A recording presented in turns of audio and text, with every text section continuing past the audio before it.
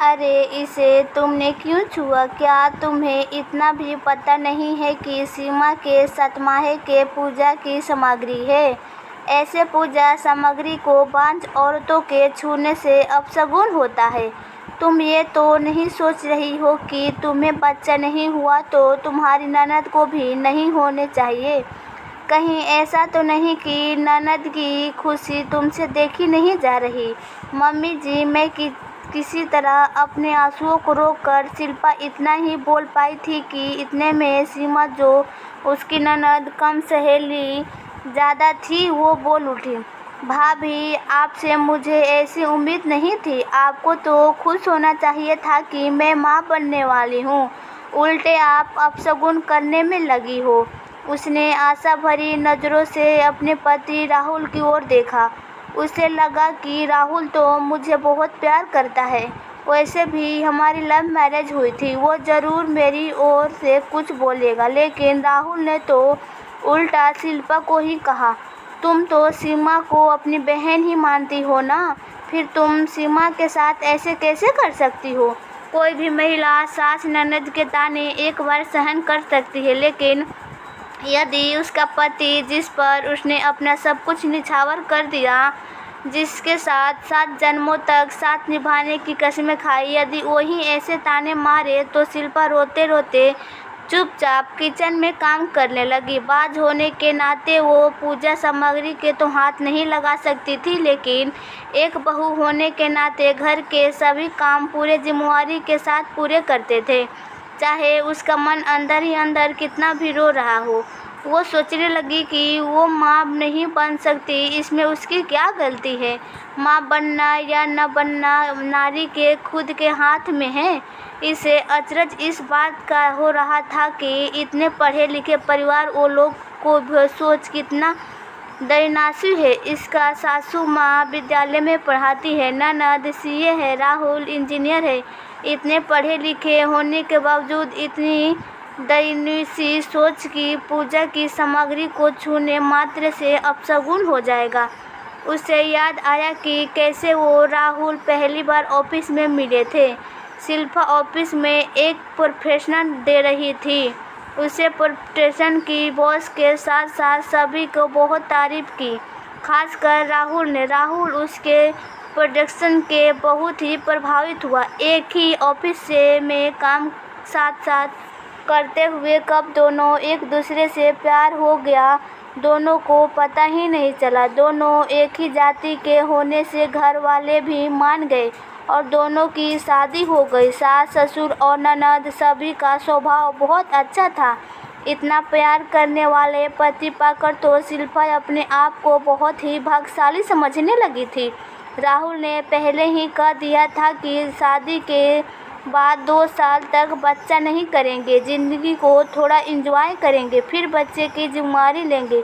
इसलिए 2-3 साल तक परिवार में बच्चे के लिए किसी ने भी कुछ नहीं कहा। लेकिन 5 साल होते ही घर में सभी के ताने शुरू हो गए। बात बात में परिवार वाले और रिश्तेदार सभी शिल्पा को बांझ कहकर ताने मारने लगे। राहुल पहले पहले तो कुछ नहीं बोला, लेकिन अब वो भी शिल्पा से बेरुखी से पेश आने लगा था। ऑफिस में तो सबके सामने सामान्य रहता, लेकिन घर आते ही चुप्पी साध लेता। सिर्फ काम करती बात करना, जिससे दैनिक कार्यों में विघ्न न आए। ऐसा लगता ही नहीं था कि दोनों पति पत्नी हैं और एक ही घर में रहते हैं।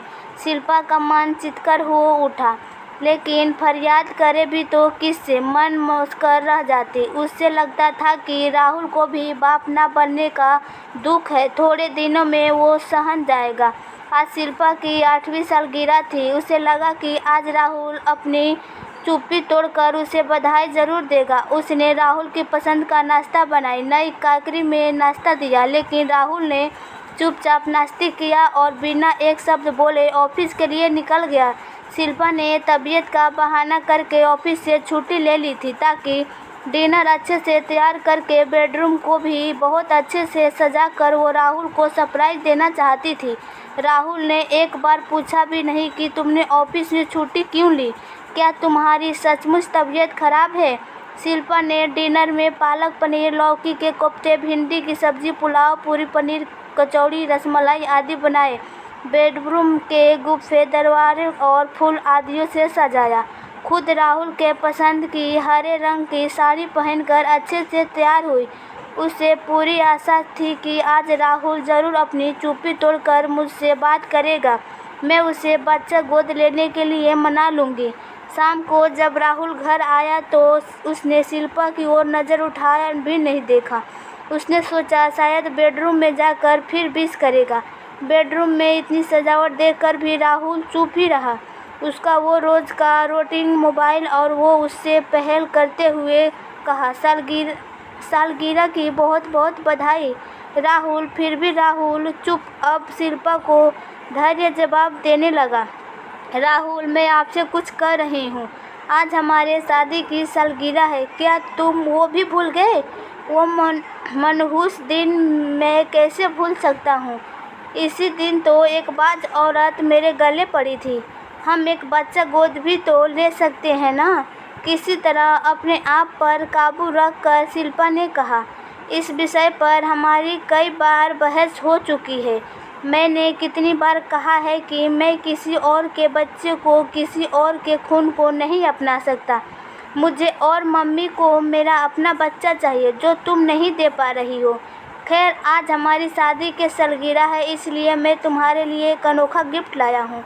अनोखा गिफ्ट? शिल्पा सोचने लगी कि जो व्यक्ति मुझे लगातार खरी खोटी सुना रहा है वो व्यक्ति मेरे लिए कौन सा अनोखा गिफ्ट लेकर आया होगा।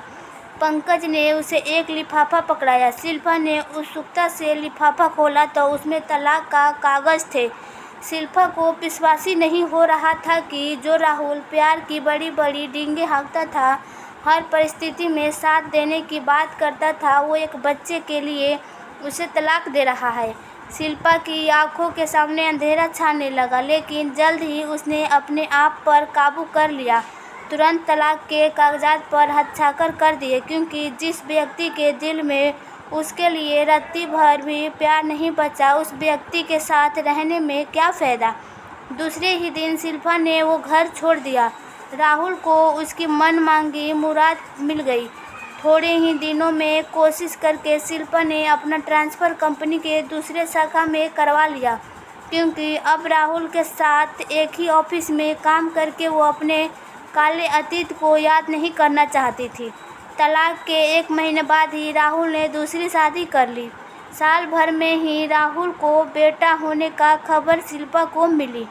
शिल्पा को नीचा दिखाने के लिए राहुल ने बेटे होने की खुशी में जो पार्टी रखी थी, उसमें उसने शिल्पा को भी निमंत्रण दिया।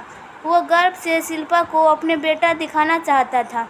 पार्टी में राहुल ने शिल्पा से कहा, देखा, तुमसे तलाक लेने का मेरा निर्णय सही था ना। मैं बाप बन गया हूँ। पापा बनने की बहुत बहुत बधाई राहुल। शिल्पा ने सामान्य रहते हुए जवाब देकर उसे एक लिफाफा देते हुए कहा, पापा बनने की खुशी में मेरे और से एक अनोखा गिफ्ट। अनोखा गिफ्ट शब्द सुनकर राहुल को झटका लगा, क्योंकि सालगिरह पर अनोखा गिफ्ट कहकर राहुल ने शिल्पा को तलाक के कागज़ दिए थे। आज शिल्पा उसे क्या अनोखा गिफ्ट दे सकती है, ये सोचते हुए उसने लिफाफा खोला। जैसे ही लिफाफा में रखा कागज़ उसने पढ़ा तो उसके पैरों तले ज़मीन खिसक गई। उसका खुद पर का कंट्रोल छूटने लगा। दिसंबर की कड़ाके की ठंड में भी वो पसीने में भीग गया। वो राहुल की मेडिकल रिपोर्ट थी, जिसमें लिखा था कि राहुल कभी भी बाप नहीं बन सकता। राहुल ने अपनी पत्नी की ओर देखा तो उसकी झुकी हुई नज़रें ने मामला साफ कर दिया।